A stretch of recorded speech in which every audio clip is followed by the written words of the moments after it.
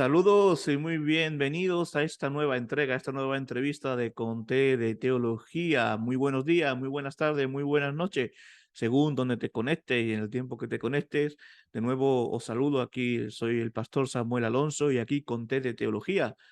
Nos vamos a tomar hoy el té con nuestro hermano, amigo, es un conocedor del tema en el que vamos a tratar, con Marlin Reyes. ¿Cómo está, hermano? Un placer, mi hermano Samuel. Siempre es un gustazo poder compartir un momento contigo y con la audiencia, con los hermanos, con la gente que ama la Biblia, con la gente que se interesa por estos temas. Así que será un placer poder compartir un momento contigo y con la audiencia.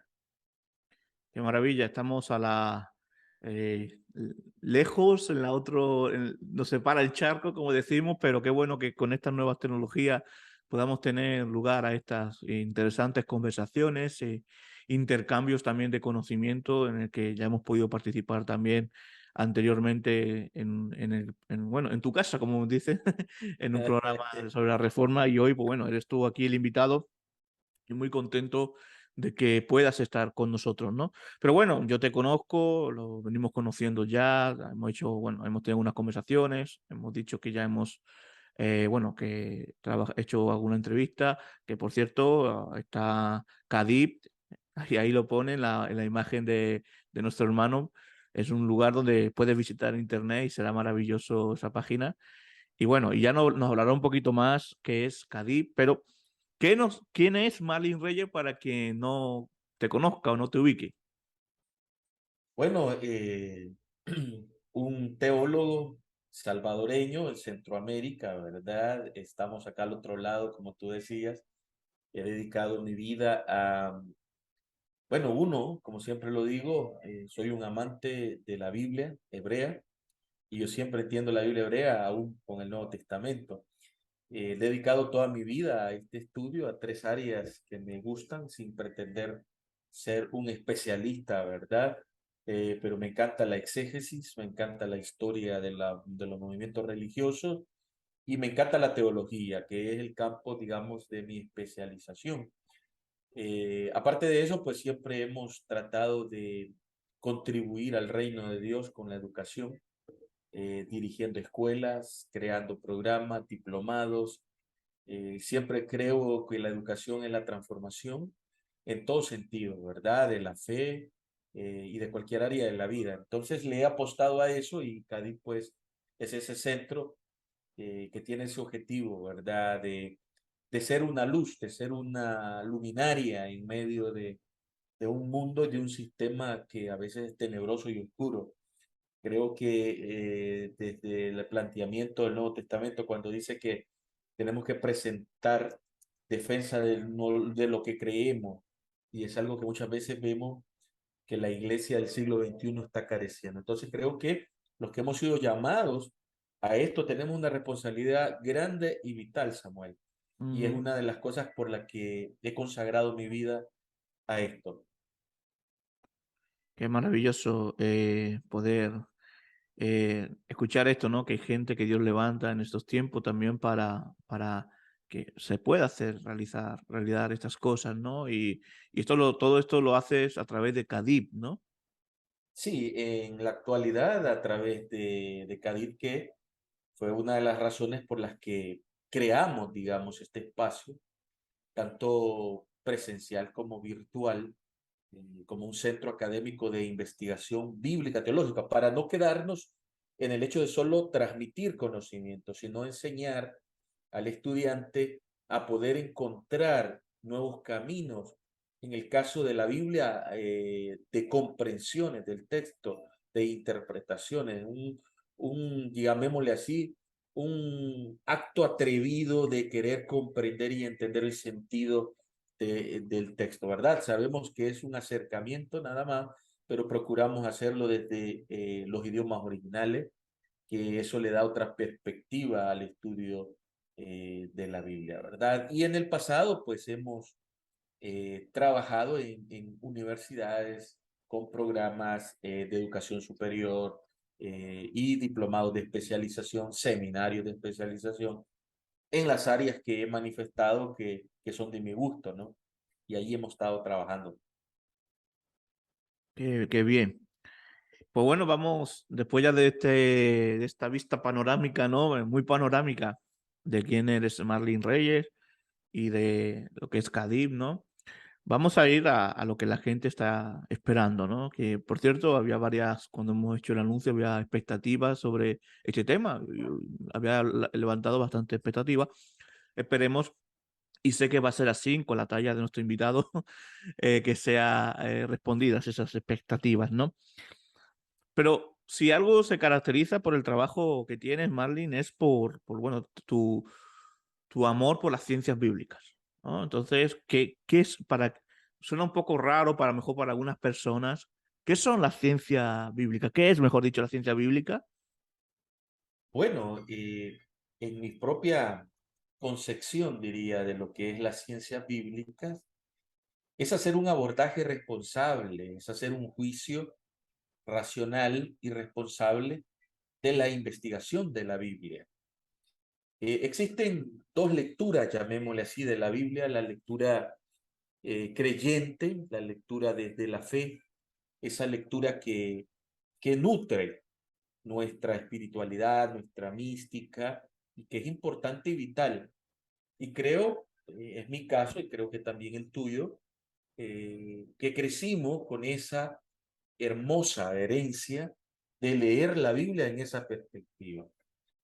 Pero desde pequeño comencé a indagar por ese libro que había sido heredado en mi familia, y comencé a encontrarme con nuevas preguntas de las cuales no encontraba respuesta en el pastor, en mis padres que eran líderes de la iglesia. Y eso me llevó a seguir suscitando preguntas una tras otra, y me llevó a dedicar mi vida y a consagrar mi vida en esa búsqueda de esto. Y esto lo digo, Samuel, porque este de llegar a las ciencias bíblicas es ese proceso desde una lectura de la fe a una comprensión, a un análisis más científico, ¿verdad? Más académico, más responsable, eh, que hay que replantear, y que muchas veces desde la lectura confesional, desde la fe, nos da miedo hacerlo. Y entonces creo que la ciencia bíblica está más comprometido con el texto mismo que con los dogmas y con las creencias y las tradiciones, sin descartarlas, sin dejar de reconocer el legado, ¿verdad?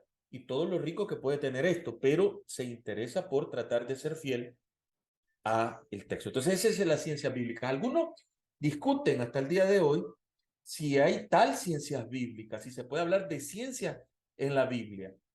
Pero en el mundo anglo-germánico eso ha sido, y ahora también en el mundo israelí, eso ha sido algo increíblemente maravilloso. Se ha demostrado que este campo de la ciencia bíblica se puede trabajar de la misma manera que un científico trabaja en un laboratorio analizando manuscritos, analizando códices, papiros, etcétera, ¿no? Hay gente que le ha dedicado muchos años de su vida al análisis de un solo códice o de un solo libro de la Biblia. Entonces eso lleva a ser más responsable con la interpretación del texto. Qué maravilla. Y un trabajo entretenido, arduo, pero entretenido, ¿no? Y maravilloso poder desarrollar todo esto. Pero si pensamos en ciencias bíblicas, obviamente se nos viene a la cabeza el texto griego, ¿no? Cuéntanos un poco de eso, de qué es el texto griego, qué importante es el texto griego. Porque, te digo, más o menos hay personas que saben, ¿no? Pero también queremos enseñar a los que nos están escuchando, viendo y nunca han escuchado hablar de esto. Entonces, ilústranos, qué importante es el texto griego en la ciencia bíblica? Quizás primero es importante también mencionar que la Biblia, que nosotros, a lo que nosotros le llamamos Biblia, eh, en la antigüedad no se le llamaba de esa manera, pero es una manera para dirigirnos, y eso lo aclaro yo en mis investigaciones publicadas, que es un anacronismo cuando decimos Biblia, pero sabemos que es ese libro que le hemos dado una categoría de sagrado. Este se escribe en tres idiomas: hebreo, arameo y griego.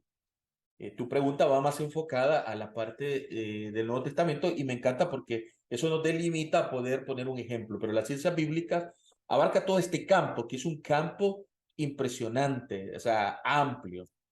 Cuando hablamos del texto griego, sabemos que el Nuevo Testamento en su mayoría fue escrito, bueno, todo fue escrito en griego, aunque algunos, en el cual yo también comparto, consideramos que viene de un trasfondo muy semítico, aunque se escribe en griego, se piensa en hebreo y en arameo. Y eso es muy importante. Hay mucha gente que eso dice, pero eso no importa. En las ciencias bíblicas eso es vital, porque ahí estás viendo la cosmovisión, la cosmología, la forma de ver y de pensar de los escribas del Nuevo Testamento. Entonces, cuando hablamos del texto griego, hay que diferenciar entre el texto griego antiguo y el texto griego moderno. Aquí tengo un ejemplar del texto moderno, conocido como Nestlé Aland, ¿verdad? Ha llegado a su 28 edición, pero esto hay que entender que ha sido un proceso de reconstrucción. Mm, Otra cosa que es importante por tu pregunta es decir que el griego como idioma ha pasado por 4 o por 5 etapas. Y el griego que nosotros dedicamos el estudio, estamos hablando de un griego koiné, el griego conocido como común o el griego popular, diríamos en el sentido que era el que se manejaba y en el que se escribía.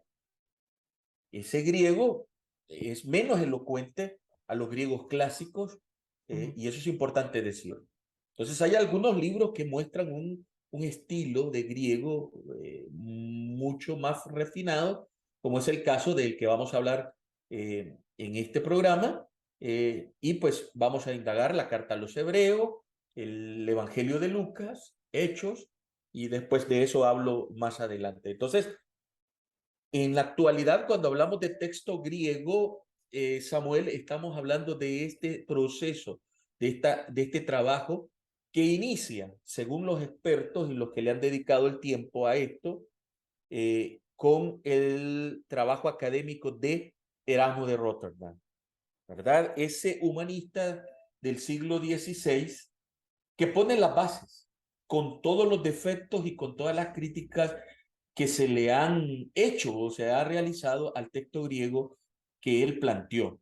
También aclarar que él plantea un texto en 4 ediciones ujú, y muchas veces mucha gente cuando desconoce este campo se refieren al texto de Erasmo publicado en 1516, que fue el primero, con todos los errores que respondían a las situaciones o a las coyunturas históricas, sociales, que se estaban, y aún religiosas que se estaban viviendo en ese momento.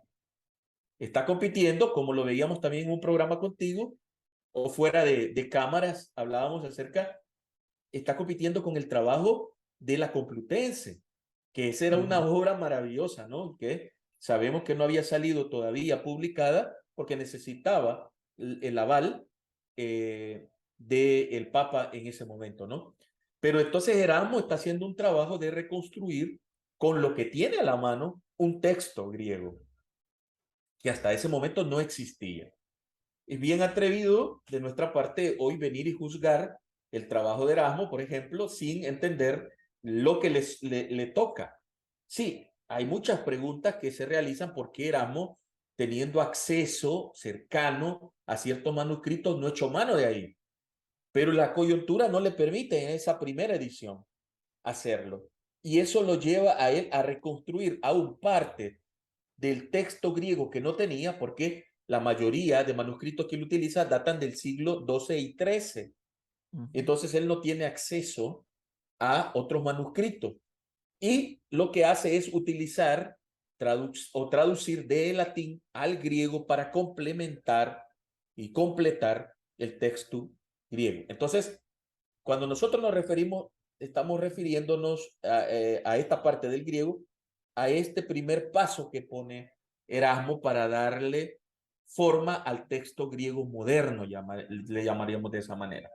Luego, después ujú, de él, vendrán otras etapas que se reconstruyen. Yo he llegado a desarrollar en mis investigaciones que hay 5 etapas del estudio del texto griego moderno, iniciando con Erasmo y terminando con el trabajo de la Bible World y la 28 edición, algo que ya no incluyen en libros magistrales como los de Bárbara y Alan, ¿verdad? Son dos esposos que en la década de los 80 crean un libro maravilloso en alemán y que luego es traducido al inglés, lamentablemente al castellano no ha llegado. Pero ellos son los únicos que han hecho un abordaje sobre el proceso que se lleva en la formación del texto griego moderno.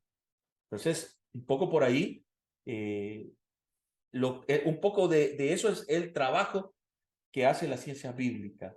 Tratar de entender todo este proceso y también entender que hay muchos, llamémosle así, textos, no solo hay uno. No podemos hablar de uno. Bibleworks, que es un software especializado en esto, nos muestra, lamentablemente el proyecto llegó hasta la 10ª edición y eso nos muestra que tú, cuando te metes al sistema, puedes identificar diferentes textos, no solo el Nestlé Alan. Y eso es importante, porque eso hace más complejo la labor del investigador. Por eso, y lo digo con mucho respeto, Samuel, por eso es más fácil leer las Biblias ya traducidas. Y es lo que manifiestan muchos hermanos cuando tú le dices, bueno, ¿y por qué tú te le dedicas la vida a estudiar griego si ya otros lo hicieron, ya tradujeron? Entonces, ¿para qué lo vas a hacer tú? Y creo que solo alguien que se dedica a esto puede entender que esto es un continuo replantearnos las investigaciones. Bueno, no, has tocado digamos, en unas perlitas muy interesantes, ¿no? Y como, bueno, yo abriendo un paréntesis, ¿no? Como pastor y predicador, para mí es muy importante a la hora de predicar saber, no digo ser experto, no lo soy, pero saber algo de griego y ir a los textos en griego, ¿no? Para la importancia del texto griego. Por eso preguntaba, ¿no? Por la ciencia bíblica y el texto griego. También has comentado algo, ¿no? Cuando Erasmo tiene el Nuevo Testamento, la primera edición, hubo varias ediciones, hubo las otras ediciones. Bueno, yo desde el campo de la historia, ¿no? Mi campo es otro, pero están relacionados. Se dice que él pudo, digamos, acudir a los textos que había y era como si pusiéramos un iceberg, ¿no? Y él solo acude a la punta. No sé si me explico con el Sí. razonamiento, ¿no? Y esto, claro, a lo largo de los, obviamente, sin demerecer el trabajo, como he dicho, hay un contexto, hay una historia. Yo he leído por ahí, no sé si era cierto, que le estaban metiendo prisa, que no sé, que Sí, sí. tenía que terminar eso cuanto antes. Entonces, claro, el hombre hizo lo que pudo y gracias a Dios, porque el texto de Erasmo fue como una puerta que ayuda para los nuevos testamentos en las lenguas vernáculas de los países, que tan importante fue para la reforma, ¿no? Pero hablamos, hablando del texto, la gente llama al texto de Erasmo ya el texto receptus y no es todo correcto, ¿no? El texto receptus, que es uno de los temas que estamos tratando, viene a llamarse después, ¿no? ¿Cómo es esto? Como bien decía, creo que hay que entender el desarrollo y el replanteamiento que el mismo Erasmo tiene de su primera edición a su cuarta edición. A esa cuarta edición también hay que decir que no solamente trabajó el griego, trabajó el latín, Ujú. con notas, con comentarios, cada edición, y sería muy bueno, por ejemplo, el tener acceso a la cuarta edición y hablar más de la cuarta edición que de la primera edición. En el año 2016 se cumplieron 500 años de la edición primera.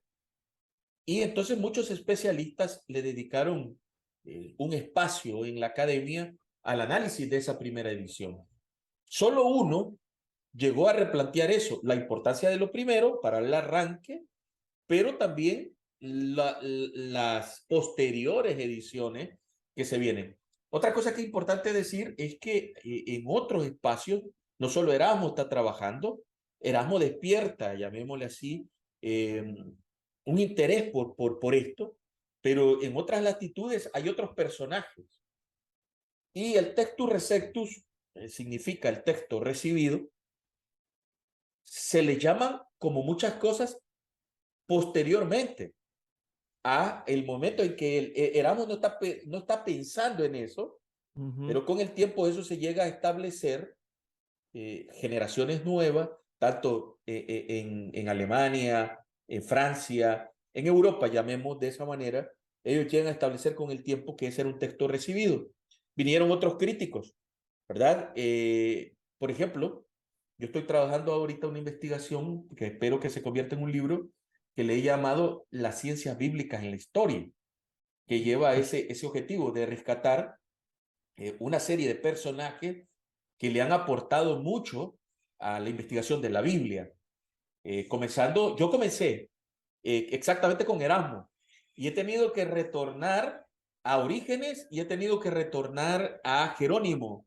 Y luego, como te lo manifestaba a ti en un programa también, creo que tengo que ir por los traductores españoles, que también le han dejado una herencia impresionante al estudio de la Biblia. Y luego irme a otro personaje que lamentablemente, y lo voy a mencionar más adelante, se ha dejado de lado, y es Teodoro de Beza.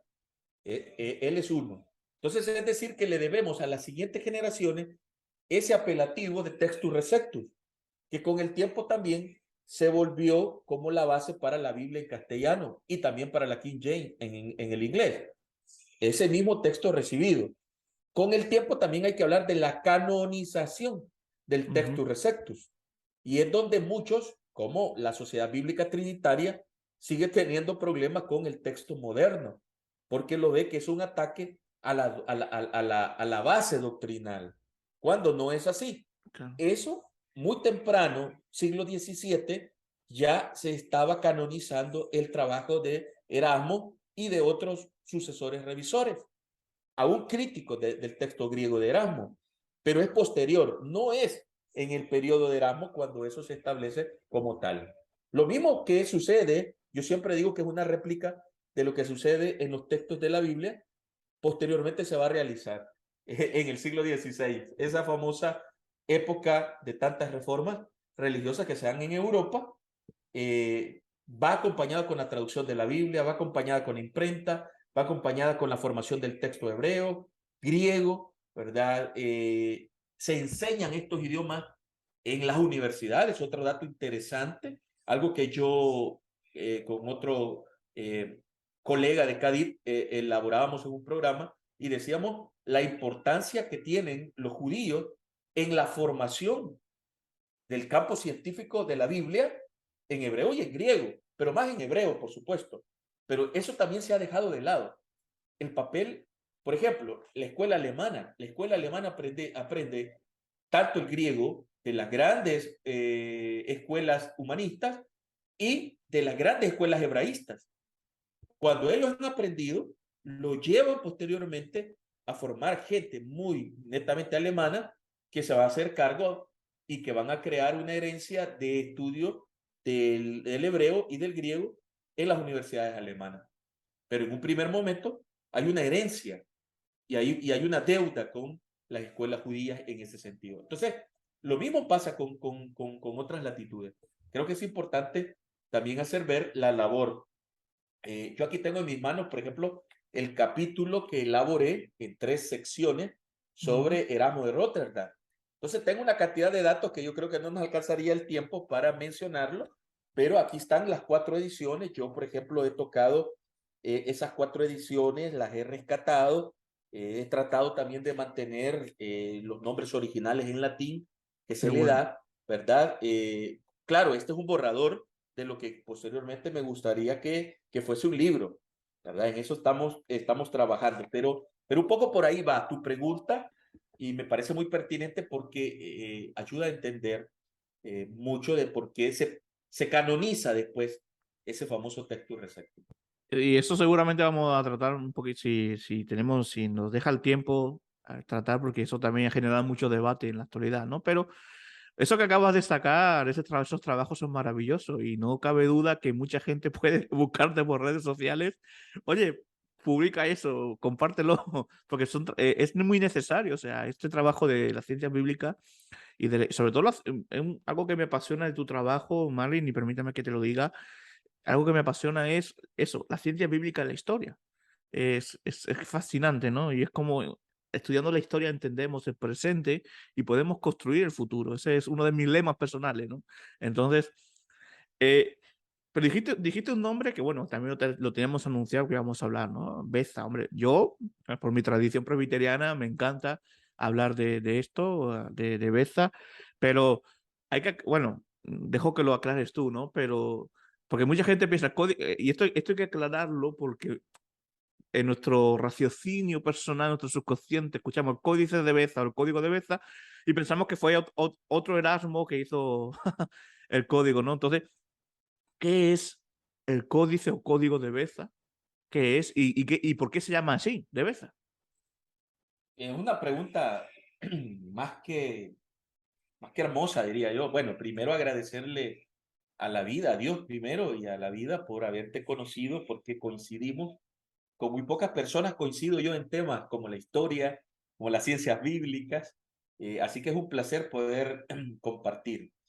Te hablo quizás un poco de mi experiencia, cómo yo llego a este campo de estudiar el código de Besa, sin pretender ser experto, ¿verdad? Para nada, pero sí me encanta aprender de los grandes y de los especialistas. En este caso, podría decir que son 2 o 3 especialistas en el mundo del código de Besa. Pero ¿quién es Teodoro de Besa? Primero decir que todos conocemos, acabamos de pasar una temporada en donde se ha hablado en cantidad de espacios sobre las reformas protestantes y toda su herencia en los diferentes matices, y contigo tocábamos el caso de España, que fue un programazo. Pero hay alguien que pasa de desapercibido y es exactamente Teodoro de Beza, que llega a ser el sustituto en cuestión jerárquica, si queremos ver, y de importancia en la reforma francesa, en la reforma de Ginebra. Es decir, es el brazo derecho y, por qué yo me atrevo a decir, el cerebro, junto con Calvino, de ese movimiento, ¿no?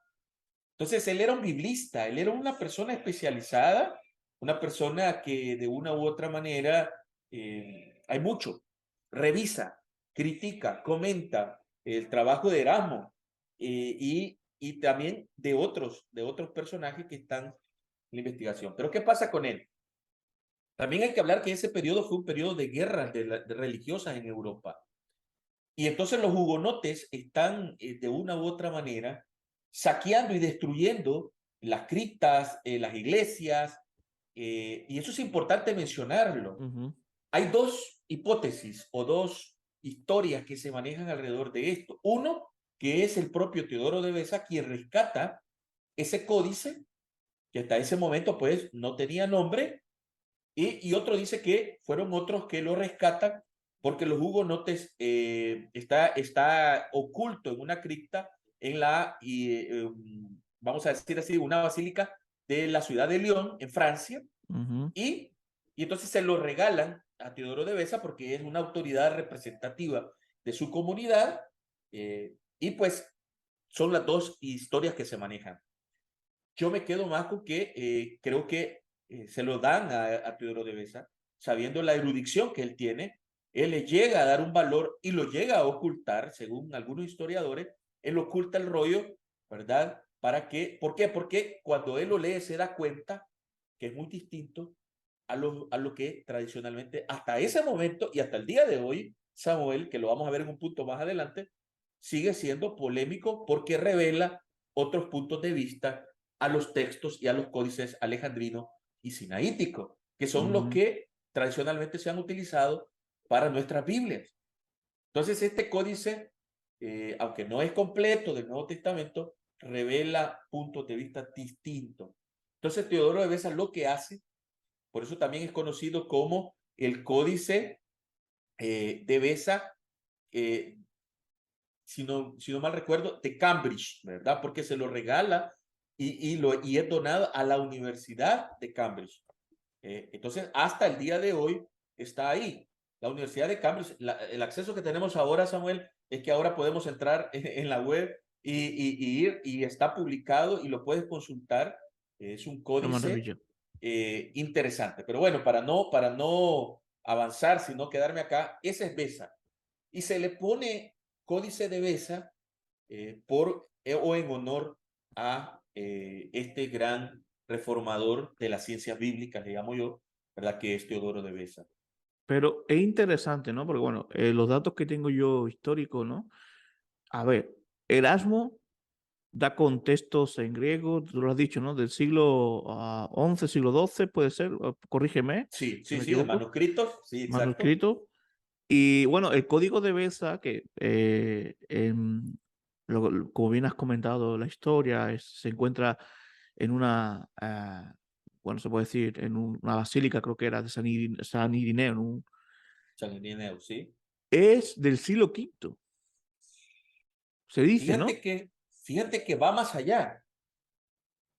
Algunos dicen siglo quinto, pero los especialistas, que como te lo decía, son contados con los dedos de la mano y todavía te sobran dos, datan del siglo cuarto, de Wow. finales del siglo cuarto, y con una cosa interesante, que hay mucha probabilidad que sea una copia de un manuscrito del siglo II.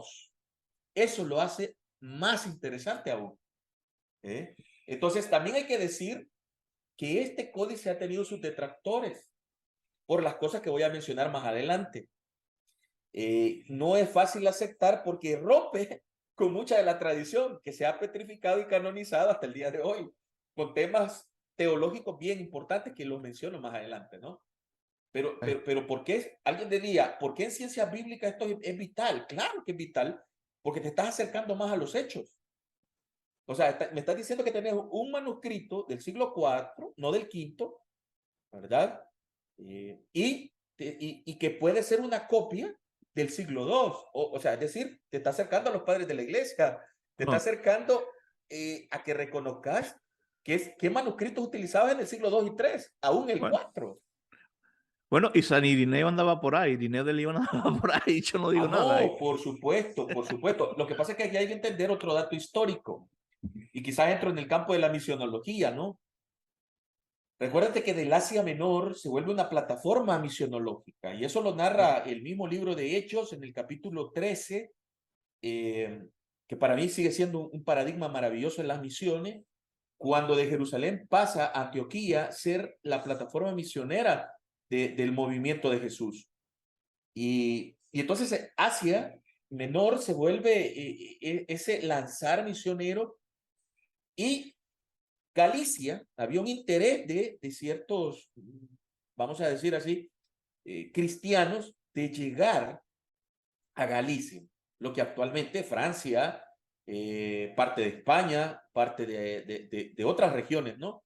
No eran fronteras modernas, ¿verdad? Ujú. O actuales, era otro. Entonces, Galicia era un campo donde tú sabes que para ese momento todavía está el Imperio Romano y los mismos canales o las mismas carreteras que utilizaban para el comercio y para todo, era una forma también de llevar. Entonces, la mayoría de historiadores consideran que fue de esa manera que un cristiano lleva ese rollo a Galicia, allá por el año 1700, perdón, 177. Es decir, estamos hablando que por el siglo II posiblemente este rollo fue llevado a lo que ahora es Francia, ¿no?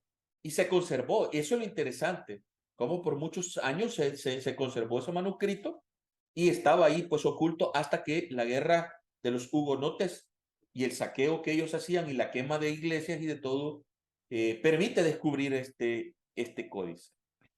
Y alguien ha intentado, o sea, esto es una pregunta solo, ¿alguien ha intentado hacer una relación de este códice con el propio Irineo de León? No, no, sí se maneja que puede venir de esa tradición, ¿verdad? Sí puede venir, Ujú. llamémosle así, de esa escuela eh, de Ireneo, ¿no? Pero eso también lleva a revisar la historia, en ese caso de Eusebio, que es el que plasma con todas las críticas que pueda tener Eusebio, tú eres historiador y entenderás que siempre tendrán sus críticas que responden también a su tiempo, ¿no? Ujú. Pero aparte de eso, creo que hay que revisar mucho el cristianismo de ese periodo. Y es algo que voy a hablar un poquito más adelante, de Bueno, pues, cómo esto replantea eso. ok, pues, yo estoy expectante a que en lo que nos va quedando, bueno, todavía nos queda tiempo de sobra, pero estoy expectante. La verdad que esta entrevista me tiene como viendo una película suspense, a ver cómo va. Y espero que la audiencia sea igual, ¿no?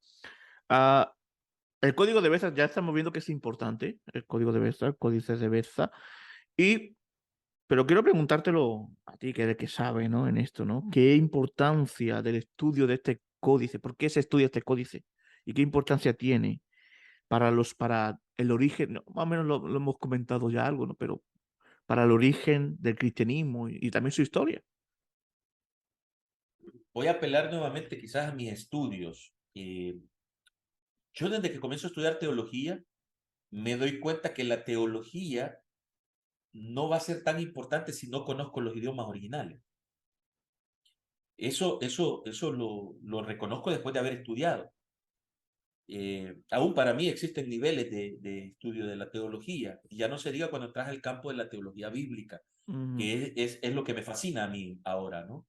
Y eso lo pude definir después de haber estudiado teología de la liberación, después de haber estudiado teología fundamental, después de haber estudiado muchos campos de la teología, desde mi pregrado hasta mi doctorado, y me doy cuenta que lo mío es la teología bíblica, porque me encanta, o sea, yo comencé estudiando la Biblia y digo, no, este es mi campo, pero eso te lleva a replantear muchas cosas.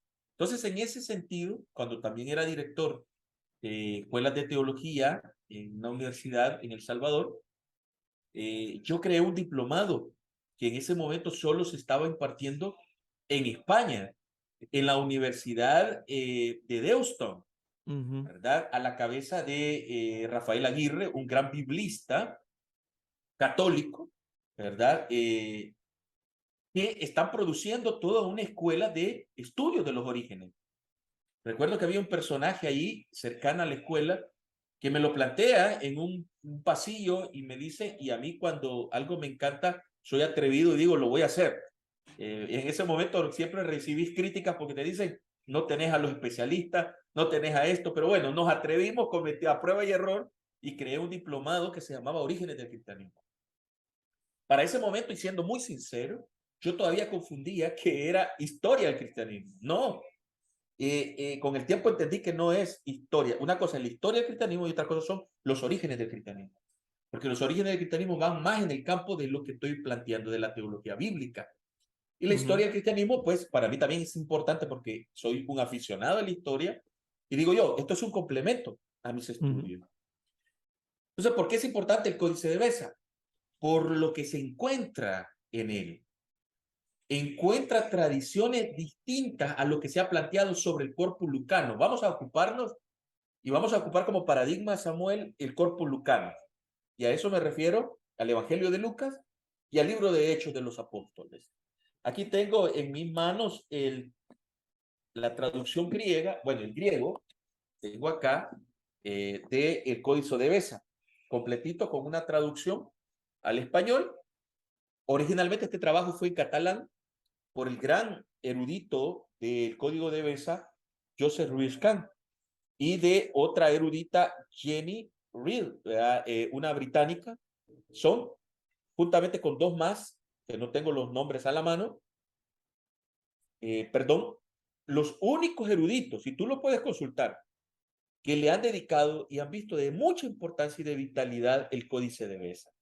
Entonces, en catalán se publicó primero este libro y luego se ha traducido al español. Él tiene cantidad de libros. Yo me considero, siendo muy honesto, un seguidor de él, de su trabajo académico y de su trabajo teológico, porque también hace una labor teológica impresionante. Entonces, a raíz de lo que arroja la investigación de estos eruditos, muestra o lleva a replantear muchas cosas que se han dado por sentadas sobre el cuerpo lucano. De eso te voy a mencionar más adelante cuando hablemos de la teología, el Códice de Besa y la teología. Pero bueno, entonces, ¿qué tiene que ver con los orígenes del cristianismo? Yo venía estudiando en mis investigaciones personales una rama de los orígenes del cristianismo muy poca conocida también, o muy poca que se le ha dado importancia, y me refiero al judeocristianismo. Mm, ¿Por qué es importante? Por mi conexión hasta Mohamed, o hasta el periodo en que surge el Islam, mayor conocido como Mahoma, ¿verdad? El ujú, fundador. Eh, ¿Por qué? Porque el Islam tiene una influencia de los nestorianos, una corriente de los orígenes del cristianismo, ¿verdad? Que ya para ese momento, por supuesto, ha mutado y tiene contacto. Entonces, los puntos de vista teológicos del Islam, muchos pertenecen a una rama del cristianismo. Y la gente se lo desconoce. Pero los nestorianos vienen de esa rama de los ebionitas y de esa rama de los judeocristianos, que tienen puntos de vista muy distintos a los que tradicionalmente se han tenido sobre Jesús y sobre el movimiento de Jesús. Entonces, no entro en campo porque lo voy a mencionar más adelante, pero por ahí te dejo ese dato, ¿no? Entonces, eso es bien importante. Ahí me replanteo los orígenes del cristianismo y digo, wow, qué importante es ponerle atención a esta rama del cristianismo del cual ha estado invisible. Es importante ir y le dedico tiempo. Y en ese dedicar tiempo es que me encuentro con el código de Besa. No es al ujú. revés, sino es que es ahí cuando me doy cuenta que existe un erudito que le ha dedicado y que este códice viene a apoyar, siéndote muy franco, puntos de vista míos con respecto a Lucas. ¿eh? Yo soy amante del cuerpo lucano, mis trabajos de maestría y de doctorado en el campo de la Biblia se los dediqué a Lucas, y muy particular al capítulo 16, por ser muy lucano, muy particular, muy de Lucas, muy propio de Lucas, y se lo dediqué a eso, ¿no? Entonces, tanto en mi maestría como en mi doctorado. Entonces, yo dije, bueno, entonces tengo que seguir profundizando en ese códice que hasta ese momento no sabía nada. Y entonces ahí me doy cuenta de la importancia no solamente de un texto que se ha encontrado, que posiblemente del siglo IV, que tiene posiblemente una tradición del siglo II, sino que digo, eso lleva a replantear cómo la iglesia y cómo Occidente y el cristianismo ha visto este libro o esta tradición lucana. Luego, historia del cristianismo. Bueno, ¿por qué es importante? Por la pregunta que tú y el comentario que tú me hacías antes, porque eso me lleva a mí a indagar en el periodo de los padres de la iglesia y muy particular de la herencia cristiana en Eusebio y también en Irineo de León, Ujú. ¿verdad? Y todo ese pensamiento teológico surgido en ese punto geográfico muy particular, cosa que hay que replantear la historia, hay que hacer nuevas investigaciones. Y hay gente actualmente que lo está haciendo, pero que lamentablemente no se da a conocer llamémosle así, para la iglesia en general, Ujú. sino que se queda en ciertos círculos pequeños académicos que están dedicados a esto y que solo les interesa a ellos. Eso para mí es lo lamentable y es uno de mis deseos, que esa gran erudición también pueda ser transformada en un lenguaje sencillo para las comunidades de fe. Pero también es importante educar a las comunidades de fe. No hay que fomentar el analfabetismo en nuestras comunidades, por el contrario. Sí, es cierto, hay que cambiar, es como, yo siempre lo digo, es como si tú tienes un niño o una niña, tú no le vas a hablar en un lenguaje de adulto del todo, ¿no? Tienes que adecuar el mensaje a esa edad, pero no quiere decir que no te van a entender, no quiere decir que no te van a comprender. Más los niños de ahora, o sea, eso la están barajeando de una manera tan rápida, ¿no? Entonces, es eso. Lamentablemente, muchas veces los líderes religiosos, y lo digo con respeto y también con la experiencia que he tenido, creemos que la gente no entiende estas cosas. Sí. Si se le sabe explicar, la gente lo entiende y lo ama. Llega a amar más en un tiempo, digo yo, donde el estudio de la Biblia ya no es importante. Lamentablemente, ya en las comunidades de fe hay más emocionalismo, Mm. hay muchas más cosas, entretenimiento, que estudio serio de una identidad cristiana. Entonces, yo por eso le sigo apostando a esto. Es nadar contra la corriente, estoy de acuerdo, pero creo que es vital para poder mantener la identidad cristiana. Qué interesante, ¿no? Y lo que estás diciendo, como dicen, le pongo la firma, ¿no? O sea, creo que Hay a veces, ¿no? Y con todo el respeto a los demás pastores, líderes de la iglesia, pero hay a veces que hay un menosprecio a la iglesia, ¿no? No, la iglesia no, en el sentido de que cuando decimos, no va a entender esto, ¿no? Bueno, pues explícaselo, que para eso Dios te llamó, o sea, para ser pastor y maestro, ¿no? La iglesia no solo debe ir el domingo al culto, debe tener formada en un estudio bíblico, doctrinal, histórico, ¿no? Porque yo en base, por ejemplo, de la historia, y en este caso podríamos decir lo mismo, tú podrías decir lo mismo con las ciencias bíblicas, encuentras como eh, una plataforma importante para la evangelización y para el crecimiento del cristiano. O sea, primeramente para la Exacto. evangelización y también para el crecimiento cristiano, ¿no? Y el estudiar, no, algunos tienen miedo a que dicen, no, es que vamos a dejar, oh, no, me da como miedo, parece que va a ser menos cristiano, al revés. El estudiar las ciencias bíblicas, el estudiar la historia, a mí, por ejemplo, me ha ayudado a reafirmar mi fe, aunque a algunos les puede chocar un poco esto, ¿no? Pero algo que me estoy dando cuenta con tus intervenciones es que el código de Beza es algo importante, muy importante, y que significa como, puede significar como un clic o no sé si explicarlo, como un detonante para un replanteamiento teológico que no quiere decir que sea malo. No, claro. No, no, Sí. cuando, cuidado, si alguno nos está escuchando, no estamos diciendo, ni estamos hablando a una vida, a una línea liberal, ni nada, ¿no? No estamos hablando de dentro de la ortodoxia, de, de la, y bueno, y de la ortodoxia y de la historia, ¿no? No estamos inventando la rueda ni se pretende inventar la rueda.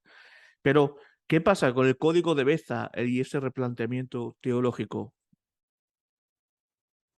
Previo a eso, por lo que tú acabas de comentar, también es importante mencionar algo del Nuevo Testamento. Y ahí amarro el Nuevo Testamento, amarro el griego y amarro los orígenes del cristianismo y también lo que tú me acabas de preguntar. Entender que es con el tiempo que se llega a imponer un punto de vista sobre los demás. Los textos de los diferentes libros del Nuevo Testamento nos muestran una pluralidad y una diversidad de cristianismos. ¿Ve? Es importante. Ujú, Lo que nosotros en Origen del Cristianismo le llamamos, por ejemplo, la tradición juánica, la tradición petrina, la tradición paulina, etcétera, ¿no? Entonces es importante. Pero con el tiempo prevaleció una corriente sobre las otras. Hasta el día de hoy digo yo que la iglesia cristiana es paulina. Y eso es bueno y es malo, ujú, porque le ha quitado la importancia al cuerpo juánico, que es una herencia cristiana maravillosa, al cuerpo lucano, y todo ha sido más paulino. Y te lo está diciendo alguien que en su primer momento fue paulino, paulino. O sea, pero ¿por qué es importante? Entonces quiere decir que con los años una corriente prevalece sobre la otra. Lo mismo pasa con el Textus Receptus. ujú, O sea, con el tiempo se llega a canonizar el Textus Receptus a tal grado que hasta el día de hoy hay Biblias canonizadas como la Reina Valera en castellano y King James en inglés. Entonces tú te das cuenta que con el tiempo se llega a imponer por diferentes razones una corriente sobre otra. Entonces tu pregunta era, ¿y esto qué tiene que ver el código de Besa y la teología, verdad? Y ujú, cómo eso se vuelve un detonante. ujú, Sí es importante por una razón. Y lo tengo que decir así con mucha responsabilidad y con mucha crítica textual, llamémosle así. ujú, Y es que con el tiempo prevaleció una corriente antisemita de estudiar la Biblia. ujú, Es decir, que se trató de opacar la herencia judía de los textos. Y parece irónico, sí, pero así ha sido. Es irónico, pero así ha sido.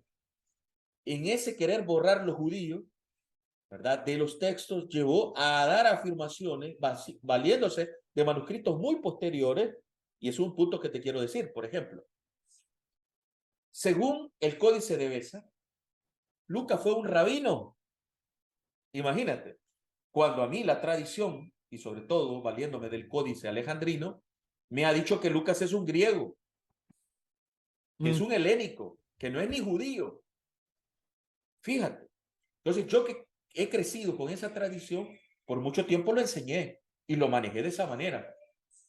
Pero tenía una intuición, y te lo digo, sin conocer el Códice de Besa, tenía una intuición hasta ese momento que Lucas era un libro muy judío, con un apego a la tradición de los orígenes del cristianismo más judío.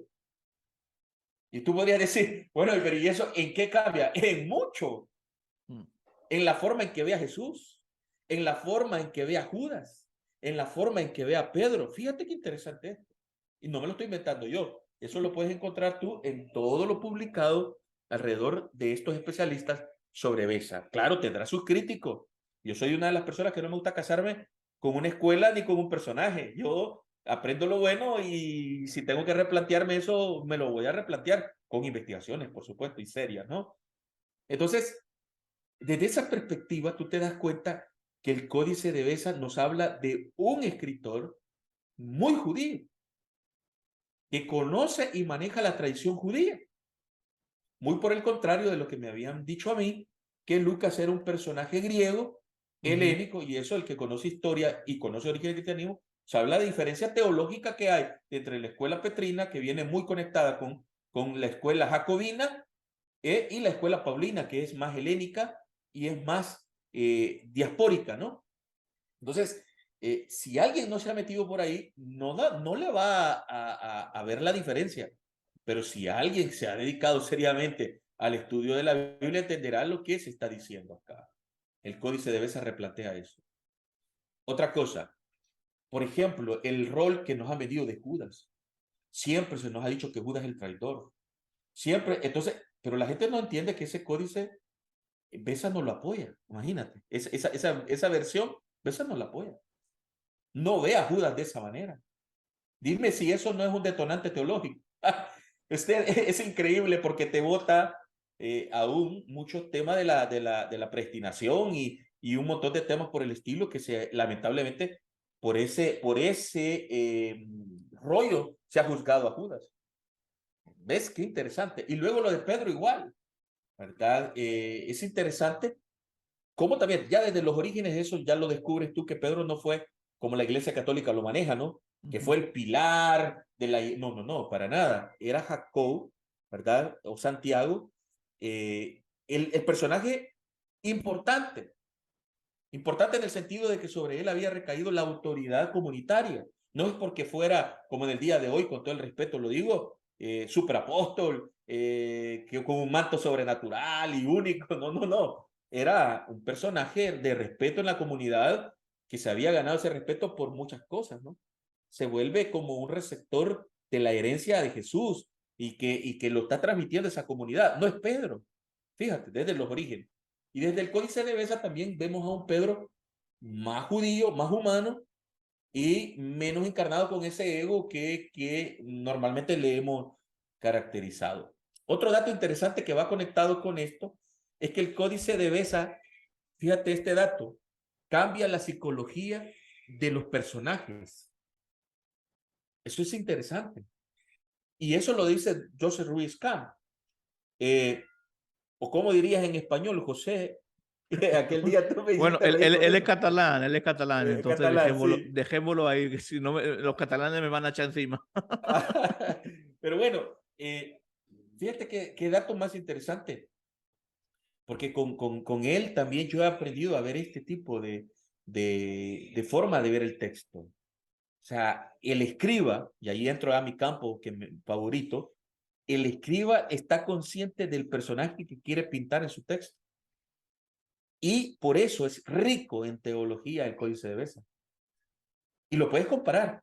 Ya hay eruditos, yo conozco un inglés que lo que ha hecho él es comparar el Códice alejandrino y sinaítico con el Códice, aún el Vaticano, con el Códice de Besa, ¿verdad? Cuando tú en la crítica textual, en el Nuevo Testamento, Nestlé Aland, tú vas a ver a pie de página lo que se le conoce como el aparato crítico. Ese aparato crítico te lleva, porque lo que hacen los eruditos es codificártelo, como la nomenclatura de la tabla periódica. Yo por eso siempre lo comparo con la tabla periódica. Entonces el Códice de Besa recibe un código que es D05. Aquí tengo el mío. Ahí lo tiene. Bueno, mira, tú puedes ver a pie de página y ahí te vas a encontrar con una serie de nomenclatura. Porque los eruditos, con todos los hallazgos, lo van clasificando por códice, por papiro y por otros elementos y lo van poniendo acá en la tabla. Entonces, un estudiante tiene que ir a corroborar esta información para darse cuenta que tal palabra o tal frase sí se encuentra o no se encuentra. Y ahí jaló polémica la Biblia textual. Ahora ya llegó a su cuarta edición, pero cuando salió, yo recuerdo allá por finales del siglo XX, que era yo en ese momento un principiante, estaba estudiando mi diplomado en griego. Entonces yo me encontré con la Biblia textual y eso fue un boom, fue una bomba por muchas cosas, ¿no? Sobre todo con aquel lenguaje de interpolación o lo que algunos le llamaban añadiduras al texto que el escriba había hecho. En aquel momento fue bomba. Hoy me da risa porque digo yo, eso en nada cambia la esencia del cristianismo, para nada, ¿no? Es que tú lo has dicho, Entonces, perdón, ajá, perdón. un paréntesis, tú lo estás diciendo, o sea, a ver, quiero que te termine de desarrollar tu comentario de ahora, pero es que tener una perspectiva en el texto crítico no cambia la esencia del cristianismo. No, por el contrario, y te lo digo también con mucha responsabilidad cristiana, diría yo. Yo creo que al contrario, te lleva a replantear tu identidad y tú te das cuenta que es que han soterrado el néctar, perdóname la metáfora, el néctar lo hemos soterrado con unos 4 litros de agua. ¿Me entiendes? O sea, perdóname la metáfora que ocupe, pero ¿cuál es el objetivo? Bueno, el objetivo es ir a la esencia, tratar de acercarnos más a la esencia, a lo que un nuevo movimiento le llama las raíces hebreas del cristianismo, ¿no? Pero sí, ¿por qué?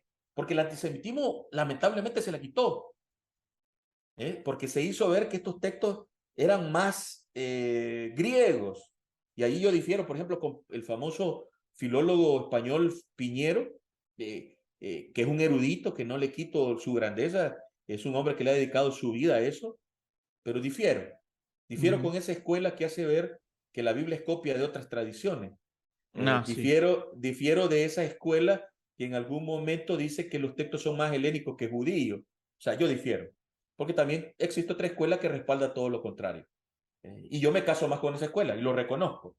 Es lo que en algún momento me decían mis compañeros en la universidad, tú eres más judaizante, me decía, porque yo apelaba más por respetar más la tradición judía que la tradición muy helénica que hacen ver. Y eso puede decir, ¿y eso qué tiene que ver? Sí, porque hasta Jesús se plantea más ahí. Entonces prefiero aceptar a un Jesús más ario que a un Jesús más judío. Y entonces cuando estás revisando, y eso lo ha venido a avalar las últimas investigaciones que se han hecho sobre todo esto. Entonces yo digo, no estaba perdido, Samuel. O sea, yo cuando tenía aquellas intuiciones no estaba perdido con respecto a esto. Entonces ahí se vuelve vital el códice de Besa, mi hermano. Sí, y está excelente el tema. Esto es para dedicar 2 o 3 horas de programa, pero estamos ya casi llegando al final, pero quiero terminar con un par de preguntas muy breves, ¿no? O sea, preguntas breves y respuestas breves, ¿no? Pero es que es importante, estamos tocando. Primeramente, ¿qué relación o diferencia? Sé que va a ser algo muy panorámico. Texto receptus y texto de Beza. ¿Estamos hablando de lo mismo o cosas diferentes? Pues fíjate que estamos hablando de cosas distintas, porque hay que decir que el texto de Besa no quiere decir que no lo ha utilizado. Recuerda que para ese momento se acaba de descubrir, no se ha trabajado en el momento que el texto receptus se establece como tal. Pero el Nestlé Alan moderno sí lo utiliza, pero siempre se ha visto como de menos categoría y de menos importancia porque, lo tengo que decir, contradicen lo que tradicionalmente la iglesia cristiana, y ahí me refiero católica y protestante, ha sostenido sobre muchos temas. Es decir, que el código de Besa se vuelve una amenaza a dogmas claves de la iglesia. Interesante eso. Y luego, ¿por qué tengo que decirlo? Porque también acá, y lo dicen estos eruditos, contradice esa idea jerárquica eclesiástica y te muestra más lo que pertenece a una comunidad. Y en este caso nos muestra entonces a un Jesús ¿verdad? A un gran maestro judío y también nos muestra a un Lucas, un gran rabino. No te Ujú. está mostrando a un Lucas el historiador como nos la vendieron. Un historiador griego, ¿verdad? Que se interesa y que se convierte. No, no, no. Aquí te estás dando cuenta que es un personaje que conoce la tradición judía, la estilística judía, la hermenéutica judía, y por ende nos muestra en sus personajes psicológicamente como escriba, nos está transmitiendo unos personajes vitales y Ujú. conectados con sus comunidades y con el movimiento de Jesús. Impresionante. Última pregunta, rápida también. ¿Hay de malo tener en cuenta hoy? O sea, ¿es contraproducente tener en cuenta hoy el aparato crítico, o sea, texto fuera del texto receptus? Porque sabes que hay grupos e iglesias, tú lo has mencionado algunos, que es solo texto receptus. ¿Qué opinas sobre esto alguien que conoce las ciencias bíblicas? Bueno, yo creo que es lo que decía al principio del programa, mi hermano. Tenemos que estar abiertos. En el caso de los que nos dedicamos a enseñar y aprender, porque somos aprendices siempre, Ujú. tenemos que ser honestos, porque esa es la crítica de las ciencias bíblicas.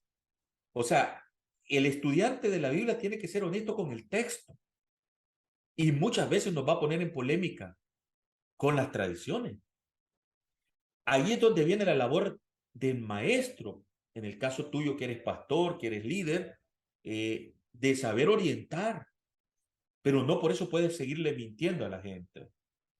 Te lo digo por mi experiencia en el campo de la educación teológica, en el cual mis alumnos han sido pastores, líderes, y algunos conocen y se dan cuenta que están enseñando doctrina que no lo respaldan los textos, pero dicen, no, es que si le digo eso a la gente se me cae el negocio. Y ha sido así. Lo mismo le pasó y le ha pasado a la Iglesia Católica. Yo he tenido el privilegio de tener muy buenos amigos en mi formación, católicos, salesianos, jesuitas, con una historia y con una tradición impresionante.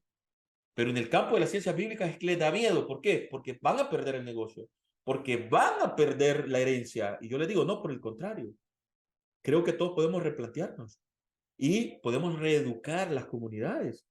Y es donde te digo que se jala una campaña de desprestigio para los que nos pensamos distinto. Pero es porque la gente en realidad le da miedo lo desconocido, el misterio, diría yo. Le da miedo encontrarse con puntos de vista que quizás van más cerca al movimiento de Jesús. Imagínate esto. Pero como ya lo he creído por 1500 años, ¿cómo? Entonces viene el desprestigio hacia ti, hacia tu escuela, hacia tu pensamiento, hacia Ujú. tu forma de ver, y es lo que le ha pasado al Códice de Besa. Por eso no ha sido tan considerado, ¿eh? Por eso Es, mismo. es curioso que el Códice de Besa, Besa como buen reformador de Ginebra, hoy en los tiempos de ahora, muchos que quieren seguir la línea, yo soy presbiteriano, ojo, o sea que no soy sospechoso de lo que estoy diciendo, No, no, muchos te de los que quieren entiendo. seguir la línea de reformador de Besa, solo que rechazan su trabajo, porque solo son textos receptos. Es que eso es lo irónico. Por ejemplo, imagínate, yo siempre lo he dicho, la deuda que le tiene Lutero y le tienen otros reformadores al texto de Erasmo. Solo eso es un decir mucho.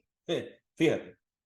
Y luego, creo que si yo fuera presbiteriano, perdóname, pero la imagen para mí sería Teodoro de Besa, más que Calvino, sin quitarle todo el trabajo a Calvino, pero yo, que he ido conociendo poco a poco más el trabajo de Besa, yo me quedo con Besa, ¿no? Y lo irónico es por lo mismo que estamos diciendo, porque hemos rescatado de estos personajes lo que nos conviene para seguir manteniendo una tradición que ya está lejos de los fundadores. Y perdóname que sea tan franco, pero es así. Siempre digo lo mismo que digo de Marx y del marxismo, lo digo de Lutero y del luteranismo. Y lo diré de Calvino y los reformados. O sea, una cosa es Calvino y otra cosa es los reformados, lamentablemente. ¿Por Sí, qué? Porque es eso lo que pasa, ¿me entiendes? yo como reformado hay a veces que me avergüenzo de muchos que se hacen llamar reformados. Con todo respeto lo digo, pero no tiene nada que ver con, igual que por ejemplo, me llama la atención esto, ¿no? De que propios aquellos que solo texto receptus y son calvinistas y becerianos, por llamarlo de una manera, me inventé el nombre ahora, pero siguen a Beza en muchos términos, en muchas cosas, lo tienen como un gran reformador, pero en cambio pueden, bueno, rechazan lo que él guardó, que si lo guardó porque me imagino que lo creyó importante y así, ¿no? Entonces, pues que Es que lo me- dice, ¿sabe, Samuel? Perdone. sí, Es que lo dice, él guarda el códice, fíjate que después lo va a regalar como custodia y que se guarda en la Universidad de Cambridge, pero es que él lo guarda porque él reconoce que las enseñanzas que están ahí, él era conocedor de griego y de latín, porque recuérdate que el Códice de Besa es un texto bilingüe, tiene latín y tiene griego. Y claro, la caligrafía latina es muy griega. Entonces se da cuenta ahí que claro, hay ciertas manos que yo ahora entiendo mucho mejor eso, que lo hacen los escribas, los copistas. Pero él dice, lo guardo porque lo que aquí se dice contradice mucho. Oye, ya eso es un decir mucho. Solo ahí creo que haría una tesis sobre todo lo que opinó de ese rollo Besa, ¿te imaginas?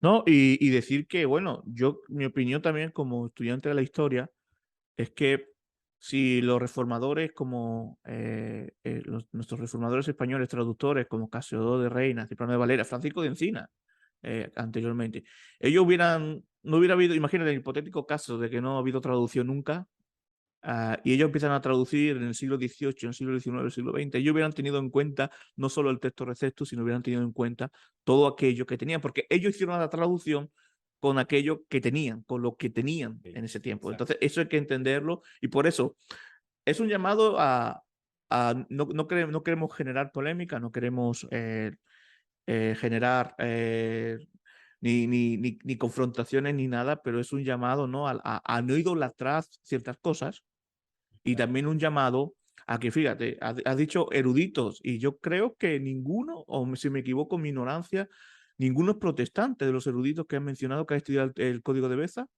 ¿Cómo no?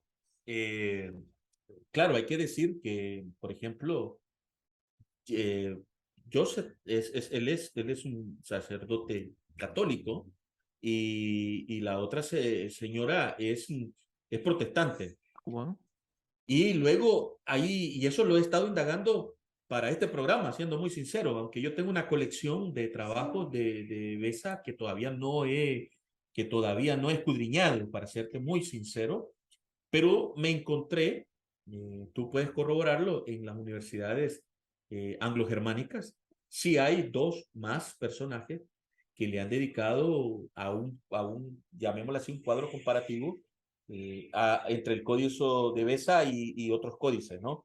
Eso es importante. Pero, como te lo dije, puedes contarlos con la mano y son cinco, ¿no?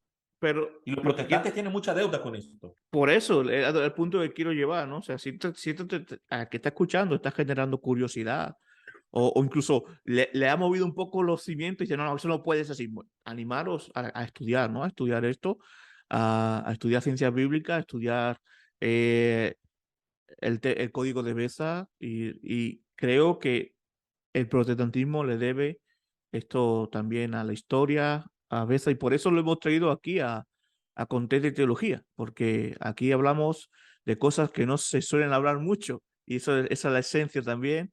Hablamos de Reforma Española, hablamos de eh, economía y Biblia, ahora pronto tenemos una de criminología y Biblia y un especial de Navidad también, que bueno, esto sí, ya seguramente que se ha hablado un poco más, pero que vamos a tener, que pronto anunciaremos. Hemos llegado al final, incluso no hemos pasado de tiempo, pero es que la ocasión lo merecía y yo hubiera seguido hablando de esto y grabando durante horas y seguramente que nos quedaremos ahora fuera de cámara hablando un poquito, pero no queremos tampoco saturar a la audiencia y así nos dejamos para una próxima ocasión en que nuestro invitado, el teólogo Malin Reyes, pues venga por estos lados y así de una forma virtual y podamos tener otro desarrollo, otro tema o del mismo tema sobre la crítica textual, todo esto, en un próximo programa, Marlene.